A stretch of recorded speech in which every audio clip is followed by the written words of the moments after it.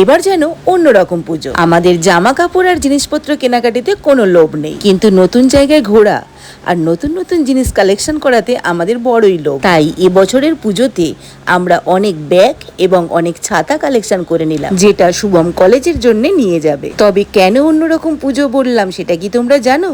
তবে গল্প শোনো। ট্রাভেল আর ফটোগ্রাফি করাই হচ্ছে আমাদের শখ, বাট এবারের দুর্গাপুজোতে কোনো টিকিটই আমরা বুকিং করতে পারিনি। হ্যাঁ রে বাবু, ট্রেনের টিকিটটা কি আজও কাটবি না? ওহ মাম্মাম, তোমাকে বললাম না আমার কলেজের অনেক কাজ আছে, আর এমনিতেও দুর্গাপুজোর জন্য সব জায়গার বুকিং ফুল, কোনো টিকিট পাওয়া যাচ্ছে না। এই দেখ বাবু, আমার মাথাটা কিন্তু গরম করে দিবি না। আমি কিন্তু তোকে কোনো ভালো মন্দ রান্না করেও খাওয়াবো না, কোনো কেনাকাটিও করবো না, আর কোথাও ঘুরতে নিয়ে যাবো না। তোর একদিন কি আমার একদিন, যা, আমি কোথাও আর ঘুরতে যাবো না। উফ, বাঁচলাম বাবা। কি বললি তুই? আরে না না, চড়ছো কেন? কালী পুজো, দুর্গা পুজো, জগদ্ধাত্রী পুজো, সরস্বতী পুজো, লক্ষ্মী পুজো, ছট পুজো, কোন পুজোতে ঘুরতে যেতে চাও বলো? চাইলে ঈদেতেও ঘুরে নাও, বাস খাবার দাবারটা ভালো করে করো। ট্যান ট্যানা, এই নাও তোমার পুজোয় ঘুরতে যাওয়ার টিকিট।